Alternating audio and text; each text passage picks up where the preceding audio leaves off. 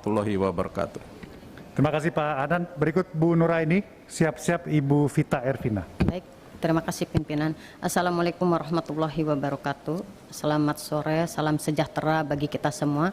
Pimpinan dan anggota Komisi 4 yang saya hormati, Pak Menteri beserta jajaran.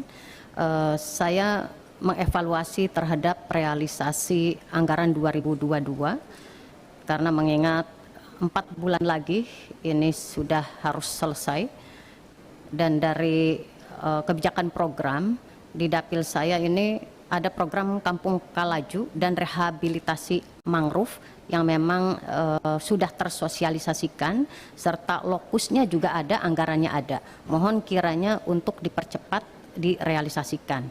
Berikutnya kaitan dengan anggaran RKP 2023, mencoba untuk mendalami indikator kinerja. Ada 7 indikator, salah satunya angka konsumsi ikan yang cukup luar biasa 61,02 kg per kapita, serta produksi perikanan kurang lebih 30,31 juta ton. Akan tetapi ini berbanding terbalik dengan persoalan di masyarakat atau seluruh Indonesia pasti ada, khususnya dapil saya, kaitan peningkatan angka stunting dan gizi buruk. Ini juga menjadi konsentrasi Presiden. Pertanyaan saya, seperti apa bentuk intervensi dari KKP mengatasi penanganan gizi buruk dan stunting? Saya lihat bahwa programnya masih di kisaran seperti gerakan makan ikan, dan bagi-bagi ikan segar juga lumayan ini Pak, sangat bermanfaat. Untuk itu mohon untuk bisa ditingkatkan. Yang tidak kalah penting adalah KKP juga harus melakukan intervensi koordinasi yang baik dengan daerah agar bisa bersama-sama mengatasi persoalan stunting dan gizi buruk tersebut. Arah kebijakan tadi sudah disampaikan kaitan dengan kebijakan penangkapan terukur. Saya juga mendorong bahwa kebijakan penangkapan ikan terukur ini untuk dibatasi dari ukuran jenis kapal supaya tidak memberatkan para pelaku usaha ikan yang menengah ke bawah.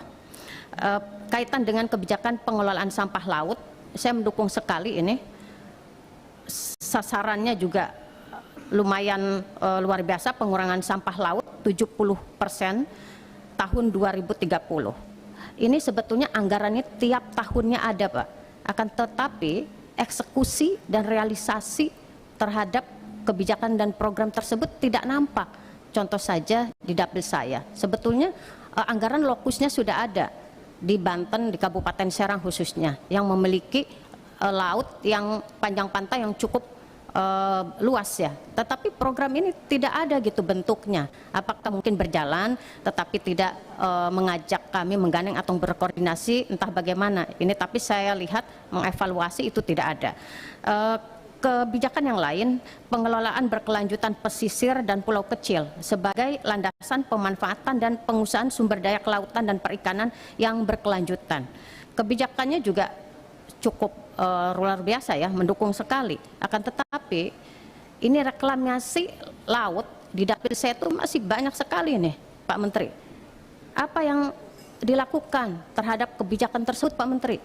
Tolong juga ini dilakukan intervensi pengawasan yang melekat ketat kepada daerah-daerah yang memiliki wilayah panjang pesisir pantai yang luar biasa. Tidak menutup kemungkinan tidak hanya di Banten, pasti wilayah-wilayah yang lain juga yang memiliki panjang pantai yang luas akan terjadi ya reklamasi pantai. Serta tadi teman-teman sampaikan bahwa masih banyak kapal-kapal asing yang masuk wilayah laut kita yang tidak terpantau gitu, yang tidak terawasi. Ini apa langkah ke depan di tahun 2023 ini? Dan tadi aspirasi sudah disampaikan dari Pak Hanan. Betul, kami melakukan kunspek ke Balai Pengujian Kesehatan Ikan dan Lingkungan. Nah, beberapa mungkin fungsi daripada balai tersebut luar biasa untuk bisa memitigasi adanya wabah penyakit ikan kita ya, seperti misalkan kalau di Kementerian Pertanian kemarin kan ada kasus PMK. Nah, untuk itu tolong diperkuat terhadap BPKIL ini Pak, karena wilayahnya cukup luas, tapi mohon maaf kondisi kemarin itu cukup memprihatinkan. Dan ada aspirasi juga Mohon kiranya penyuluh perikanan dan pegawai laboratorium yang ada di sana ini juga untuk dipertahankan agar untuk tidak dikeluarkan, Pak Menteri.